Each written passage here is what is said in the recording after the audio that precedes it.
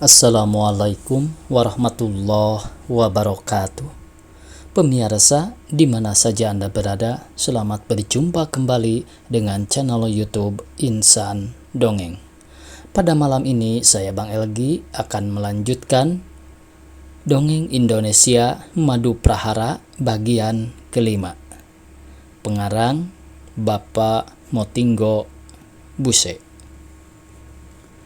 Terima kasih kepada semua subscriber yang selalu setia menemani. Selamat mendengarkan.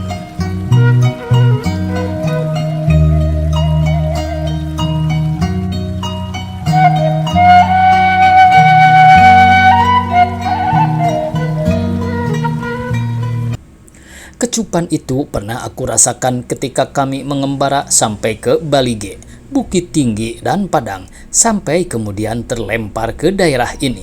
Biarpun aku tak mendengar suaranya, dalam hati aku percaya bahwa beliau telah mengerti. Martil itu, kataku kemudian menunjuk ke tanah. Bapak mengerti, Bas. Bapak tahu dan merasakannya. Mau Bapak memaafkanku? Beliau terangguk dalam menelan ludahnya, dan sejak malam yang hampir menyita nyawanya itu, pikiranku yang selama ini diliputi rangsang yang buruk menjadi reda kembali.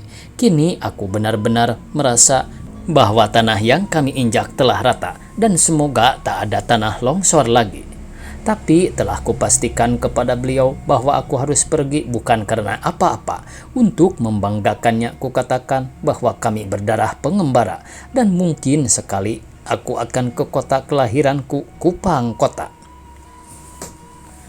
Kau ziarahilah kuburan ibumu, beserta terimalah maafku, kata Bapak suatu malam ketika aku sering bertanya tentang Kupang Kota di saat-saat aku dekat akan berangkat. Malam ini aku akan bersembahyang sunat buatmu, Bas, kata Bapak semalam sambil menunggu esoknya aku berangkat. Dan esok yang ditunggu itu pun datanglah Jeep Jahirin yang telah kupesan padanya buat mengantarkanku ke stasiun telah menanti di pinggir jalan. Setelah kami berdekapan, aku naik ke atas Jeep. Ketika itu sempat kulihat Giem, ibu tiriku yang pernah kuanggap sebagai ibuku yang sebenarnya, pulang begitu saja setelah menyelamiku. Bapak melihat ibuku pulang dan sekali lagi dipegangnya tanganku. Ternganga aku karena tanganku kemudian berisi uang. Itu bukan tambahan gaji. Itu dari Bapak, Bas. Suara Bapak perlahan dan ia mendekatkan mulutnya untuk menjamah dahiku. Dan dahi itu kuberikan untuk dikecupnya lama-lama. Baiklah, Bas. Dan Bapak mengangguk. Dan Oto sesaat kemudian kabur beserta kaburnya pemandanganku. Sebelum masuk ke Kupang Kota ada jalan menurun dari utara ke selatan yang sangat menukik. Ku bilang kepada sopir bahwa aku akan turun di Kupang. Sebentar sopir akan menginjak rem otonya setelah penurunan menukik itu. Itulah Kupang Kota. Mungkin di sana sampai sekarang tidak ada hotel, tapi ada seorang yang baik hati di kampung itu yang dulu menjadi sahabat Bapak yang bernama Wak Bek, karena ia dulu adalah Witchmaster di sana. Kau katakanlah bahwa kau anak Banwal yang dulu terkenal sebagai seorang penembak gawang yang ulung, pesan Bapak. Tapi aku berpikir lain ketika jalan menurun mulai menikung di sebalik sebuah bukit yang bertuliskan Jalan Enggal. Aku tahu inilah jalan yang dikatakan Bapak, tapi aku tahu bahwa Bapak adalah seorang pelarian dari kampung itu. Maka aku tentu akan mereka terima sebagai anak seorang pelarian dan pembunuh. Ini tidak aku kehendaki, karena aku tidak akan mencari musuh. Tapi lebih dari itu, aku tidak kepingin datang sebagai seorang pengemis di kampung orang, walau aku di kampung itu dilahirkan. Aku ada modal lebih dari 10.000, yaitu uang gajiku, dan uang terbanyak yang pernah diberikan oleh Bapak dalam hidupku, pikirku. Dengan uang ini aku bermaksud mencoba menjadi grosir beras. Tapi dengan ini aku tidak bermaksud untuk menjilati telapak yang pernah dibuat oleh Bapak. Aku cuma merasa mahir dalam soal ini ketika suatu kali kami berkembara dan bertinggal lama di kota Solok di tengah pulau Sumatera ini. Dan karena itulah ketika Oto sampai di penurunan dan ku baca tulisan Jalan Kupang Kota di kiri jalan, aku tidak mengatakan apa-apa kepada sopir, kecuali darahku berdesir, serasa hatiku kepingin melompati jalan itu saja, melihat rumah-rumah di pinggir jalan kampung itu. Cuma sebuah kampung sederhana dan agak sepi. Ramai cuma karena Oto berhilir mudik ke utara dan ke selatan pada cabang jalan yang mendaki itu. Aku memilih hotel dan aku berusaha mendekati suasana dengan secepatnya. Betapapun aku kepingin mengunjungi kuburan ibuku, tapi aku harus lebih dulu menentramkan hati dengan kerja yang pasti. Dan bila kerja yang kudapat itu telah benar-benar di tangan, barulah di suatu pagi yang segar, aku berjalan menuju kampung itu sendirian dan kucari di mana letak pekuburan itu. Aku tak ingin bertanya sebab kehadiranku aku rahasiakan sekali. Sebuah jalan setapak mendaki ke kiri, rumah-rumah sederhana di tepi, dan kemudian perkebunan kelapa mengingatkanku pada kota kecil yang kutinggalkan. Di kanan jalan itulah kudapati sebuah pendam pekuburan yang meremangkan. Hanya beberapa kaki kau melangkah, bacalah sebuah nama Sumilah. Itulah kuburan ibuku, kata Bapak. Benar, setelah sebentar meneliti, kubaca nama itu dan aku tersipu lama tanpa membaca doa sepatah pun, kecuali melepaskan napas yang panjang. Aku tak berbuat lain selain kemudian kembali pulang. Kulihat ada sebuah lapangan segitiga di depanku dan anak-anak kecil pada bermain bola. Kuperhatikan mereka lama-lama sebab aku kepingin dapat perhatian mereka. Sebuah warung kemudian kumasuki dan kupesan kopi. Kampung ini tentram, kataku pada seorang berkelumun sarung di sebelah.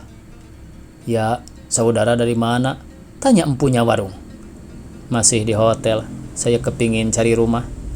Oh, dekat bengkel sana, jalan ke kiri, banyak rumah yang bagus-bagus. Barangkali rumah si Kudung. Terima apa enggak ya? Kalimat terakhir ini buat kawannya. Adiknya si Entik yang terima orang dekos, ngekali, kata seorang berkumis. Dalam hatiku, Kudung atau Entik tak peduli, yang penting aku harus meninggalkan hotel Tionghoa yang kotor itu dengan lekas. Keramah tamahan memang selamanya bukan suatu penyakit, malah sebaliknya. Sesudah aku mendapat rumah di sini, di mana seorang pun tidak tahu dan tidak boleh tahu bahwa kota ini kelahiranku, perasaanku mulai tentram. Abas kerja di mana? Tanya Teneng, istri Om Kudung, tempat aku menompang. Mereka keduanya kusenangi, juga anaknya yang lelaki dan yang perempuan yang masih 7 tahun. Cara mereka berpikir tidak begitu kolot, hidup dalam kesederhanaan dan tidak begitu kaya. Kepada merekalah aku akan bertanya banyak tentang kampung teduh ini. Satu yang tak kukatakan, kenapa orang baru di sini amat terkenal dalam sebentar.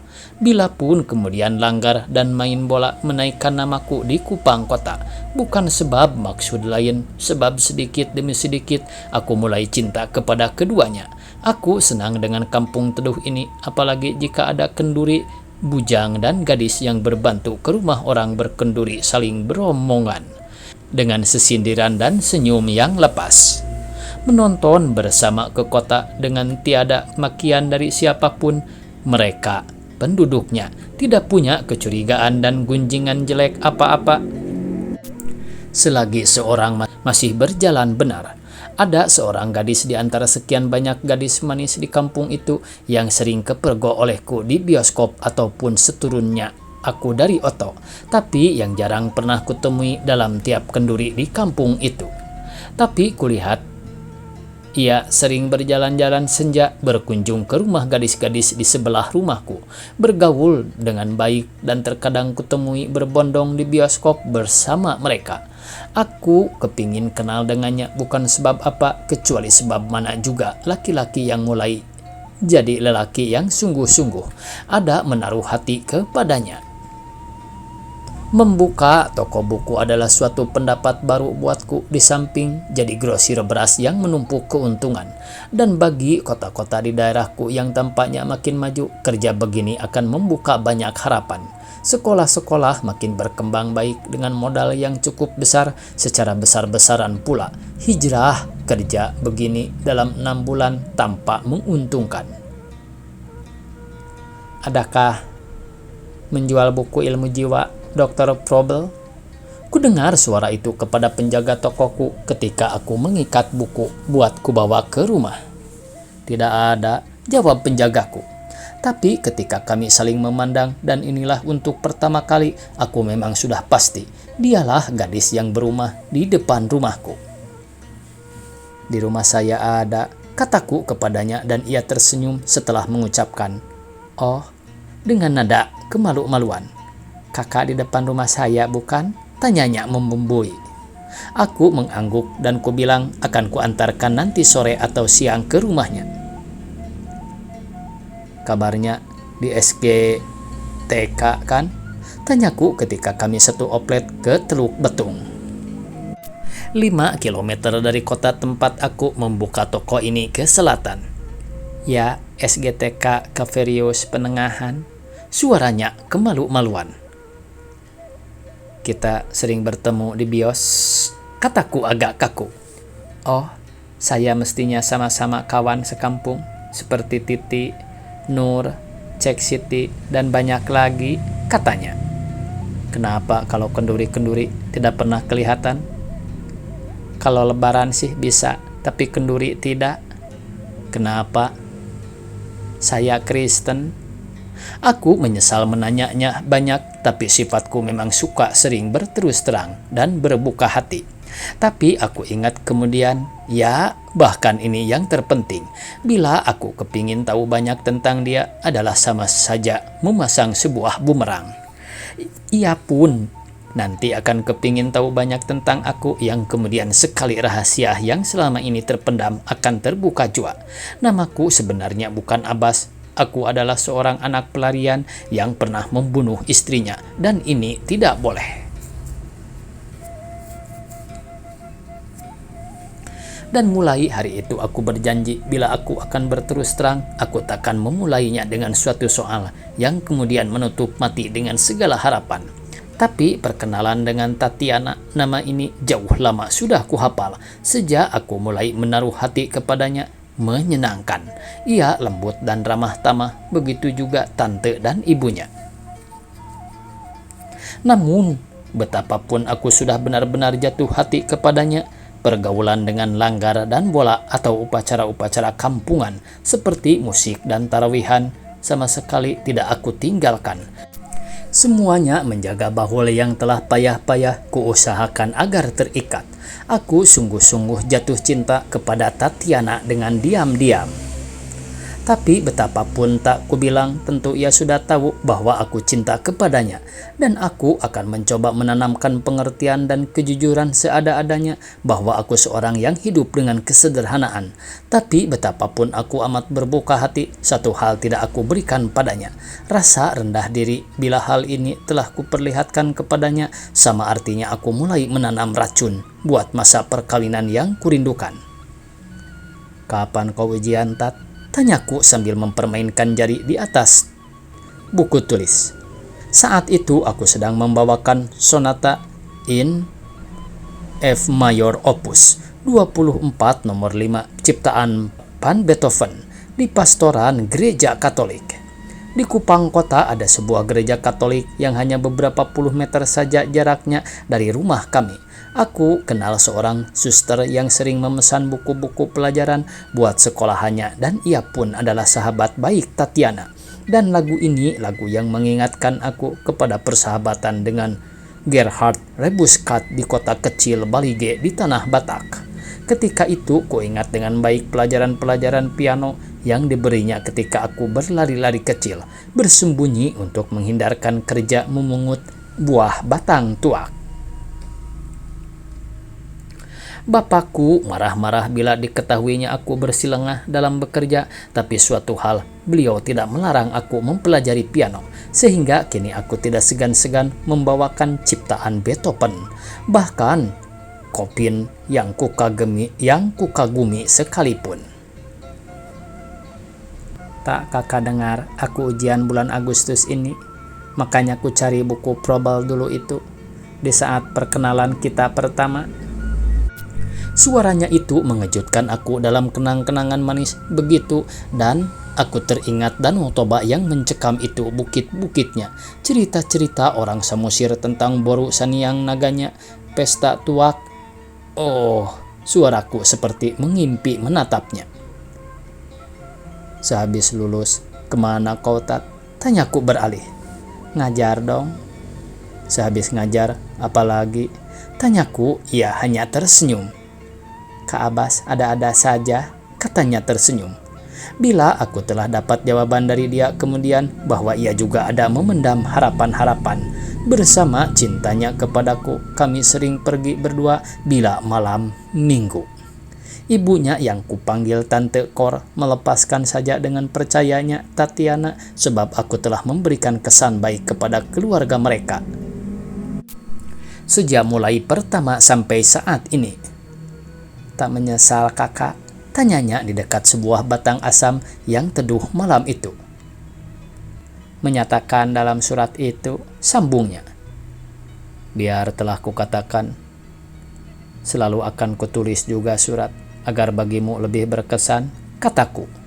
Kami berdua gelisah di beranda menanti dua orang tante yang juga menonton di Tanjung Karang dan belum pulang.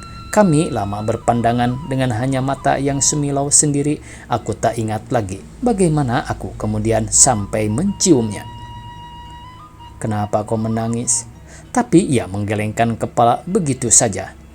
Marah kau? Suaraku melembuti hatinya yang mungkin marah oleh yang terlanjur ku perbuat. Tidak, jawabnya. Kenapa? Aku mau berterus terang bertanya, Kak Abbas. Iya, ada apa? Apakah ini benar-benar? Benar-benar, kataku tajam-tajam tapi halus lumat-lumat. Kalau benar, Tati senang. Suaranya juga halus lumat-lumat. Dan malam yang merebahkan diri menyebabkan kami terus-terusan gelisah sendiri menunggu ibu Tatiana dan tante adik ibu itu pulang. Kedua mereka adalah dua perempuan yang kesepian karena bapak Tatiana meninggal beberapa bulan sebelum aku menginjak Kupang kota itu. Ini tak pernah kutanyakan, tapi aku ingat suatu kali Tante Kor bercerita padaku. Suatu malam aku terpaksa datang ke rumah itu dengan hati gemetar sebab Tatiana mengantarkan sepucuk surat dari ibunya. Surat itu mengharap aku dapat datang ke rumahnya dan makan malam untuk suatu pembicaraan yang serius.